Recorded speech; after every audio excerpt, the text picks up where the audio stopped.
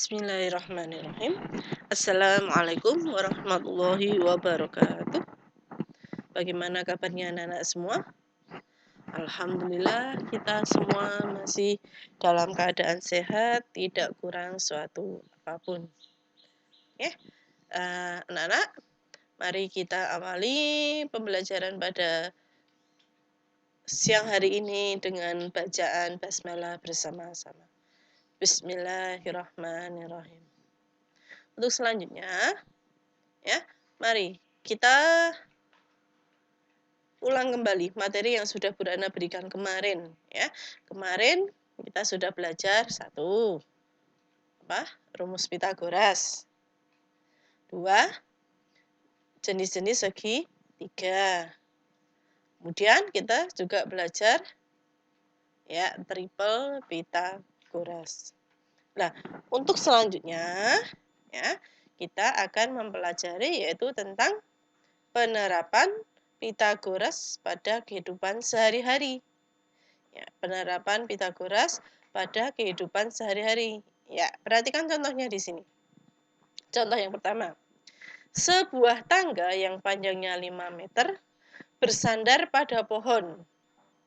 Jarak ujung bawah tangga terhadap pohon adalah 3 meter. Hitunglah tinggi pohon yang dapat dicapai oleh tangga. Oke, ini ya soal-soal yang sering keluar ya. Kemudian ya kita gambarkan lebih dahulu untuk biar lebih memudahkan. Ya, tangga bersandar pada pohon. Nah, ini misalkan ada pohon di sini, ya, tangganya bersandar. Nih, kalau bersandar itu tentu saja miring. Ya, jadi ini tangganya. Panjang tangganya di sini 5 meter. Kemudian jarak ujung bawah tangga, ujung bawah itu kan di sini. Terhadap pohon, berarti di sini. Jarak ujung bawah terhadap pohon 3 meter. Maka tentukan tingginya, tinggi pohon. Nih. Ya. Kita gunakan rumus Pitagoras. Ingat, rumus Pitagoras adalah sisi terpanjang kuadrat atau sisi miring kuadrat sama dengan jumlah kuadrat kedua sisi yang lain. Ya. Ini jelas sisi miringnya berapa? 5. Maka 5 kuadrat kurangi 3 kuadrat. Mencari tinggi atau alasnya ini itu dikurangi. Jangan lupa itu. Ya, berarti 25 kurangi 9. Berapa anak-anak? Ya, akar 16. Akar 16 berapa? 4.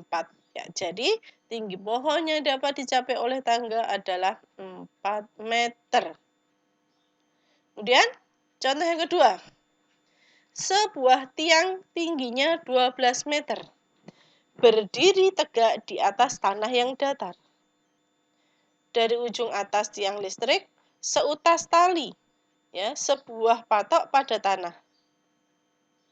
Jika panjang tali 15 meter, maka tentukan jarak patok dengan pangkal tiang bagian bawah. Ya, gambarannya seperti ini. Ini ada tiang. Tingginya 12 meter. Di sini ada patoknya. Ya, ini apa tadi? Dari ujung atas tiang listrik di seutas tali, ya, ditarik seutas tali ke sebuah patok pada tanah. Dari tinggi tiang listrik, ujung tiang listrik di sini. Ya, patoknya di bawah berarti seret. Nah, miring berarti dia. Ya, berarti di sini miring. Ya, sepanjang 15 meter. Maka jarak patok terhadap ujung atau pangkal tiang bagian bawah. Ini berapa? Ya, sama aja kan ini alasnya. Maka ya ini. Berarti jaraknya ini adalah ya miring kuadrat dikurangi yang tinggi. Ya. 15 kuadrat kurangi 12 kuadrat berapa? 225 dikurangi 144. Ya. Maka dikurangi akar 81. Akar 81 itu adalah 9. Jadi, jarak patok dengan pangkal tiang bagian bawah adalah 9 meter. Contoh yang ketiga. Sebuah kapal berlayar sejauh 100 km ke arah barat. Kemudian berbelok ke arah selatan sejauh 75 km. Tentukan jarak terpendek kapal tersebut dari titik keberangkatan.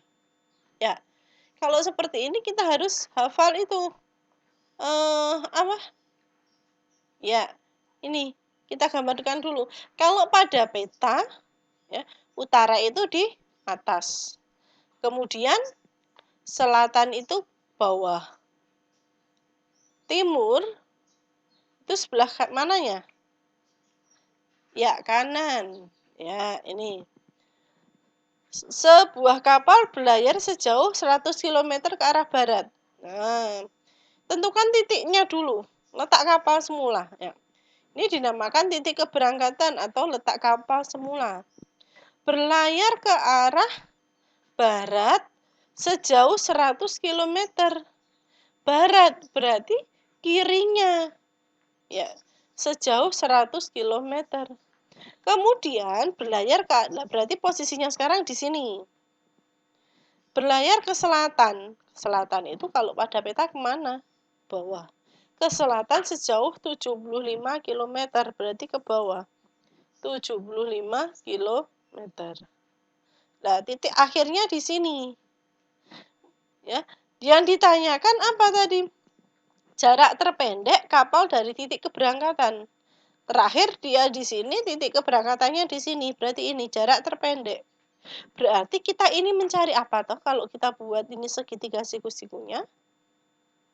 Ya, berarti kita mencari jarak terpendek. Ya, atau sisi miring. Kalau sisi miring diapa nih? Ya, ditambah. Maka 100 kuadrat ditambah 75 kuadrat. 100 kuadrat berarti kan 100 kali 100.